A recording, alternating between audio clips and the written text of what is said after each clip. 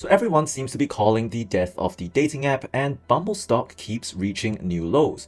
Believe it or not, economics can explain all of this. What is going on, everyone? Welcome back to A Banking Analyst, self-help through the lens of economics, banking, and some say crypto. Now, if you're interested in this kind of content where we use finance bro language to help you make sense of this increasingly chaotic world, then you're going to want to make sure to subscribe to this channel so you do not miss future uploads. Without the way, let's jump right into today's video. The topic of today's video is going to be the ugly economics behind dating apps and why they are broken, at least in a way that most people intend for them to work. And if you stay to the end, we will more importantly be looking at why paying for this does nothing to solve the underlying problem, and also look at some alternatives that might prove to be a solution to all of this. Now, before I start, this may seem like a far reach to look at using the language of economics and finance, but at the end of the day, the dating apps are a dating market, and economics can be used to explain any market such as this one. So let's now move to the actual issue at hand, and that is that of adverse selection, or anti-selection as it is known in the insurance industry. Now, people have talked about this being the market for lemons, but there are two key conditions for this market of lemons to even exist. First, there needs to be asymmetric or imperfect information, which means that one party to the transaction knows more about the product than the other, and the other is the fact that there's no credible way for the other party to discern whether something is high value or low value, leading to a market equilibrium price that is attractive to some but not to others. In the original economic theory behind the market for lemons, coined by Nobel laureate Akerlof, sellers have more info on their second-hand cars than the buyers. Buyers, on the other hand, know nothing about the quality of these cars, as they're only able to judge based on superficial qualities. That sounds kind of familiar, doesn't it? But in this case, the superficial qualities that buyers are bestowed with are things like make and model of the car, the color of the car, and so on and so forth, as much as they can tell in the listing photos. And so they are only willing to pay the average price for that particular make and model. Now, this average price is attractive to sellers of cars in below average conditions, also commonly known as lemons. But this price is unattractive to sellers of cars who know that they have taken care of their cars well and their cars are in above average condition.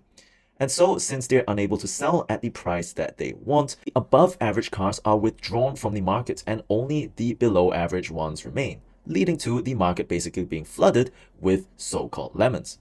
Similarly, on a dating app, people with adverse traits to their target market are more likely to find the average deal good. Now, before all you angry mobsters come and comment down in the description below about how we shouldn't be comparing humans to second-hand cars, while I agree with you on that 100%, that is besides the point here. The point is that these so-called adverse traits are 100% from the perspective of the target market. To illustrate this, for example, the average offer could be short-term flings with zero commitment for women who actually want commitment, and few or less than ideal matches, many of whom are just seeking validation for men. This offer is not going to be attractive to those who have options elsewhere, such as in offline settings, and could thus fetch a so-called higher price. Thus, these people leave the market, leading to the old saying, "Where have all the good ones gone?" The moral of this story is that average selection and the market for lemons requires these two factors to arise, both of which exist on dating apps. Once again, these are imperfect information or asymmetric information because people are only able to judge on looks and what people choose to reveal about themselves, which could of course be of questionable honesty. At the same time, there is a single average price that is attractive for quote-unquote low value offers and unattractive for high value ones. This is self-explanatory.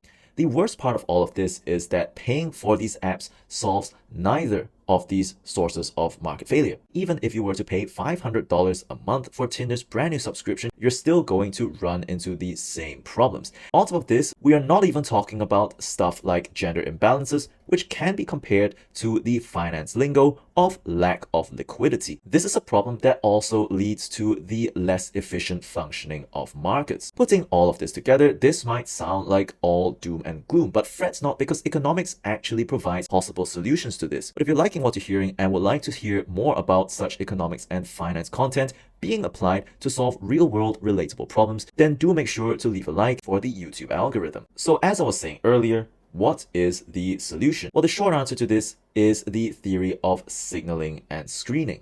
Both of these tools allow one to overcome the issue of imperfect information.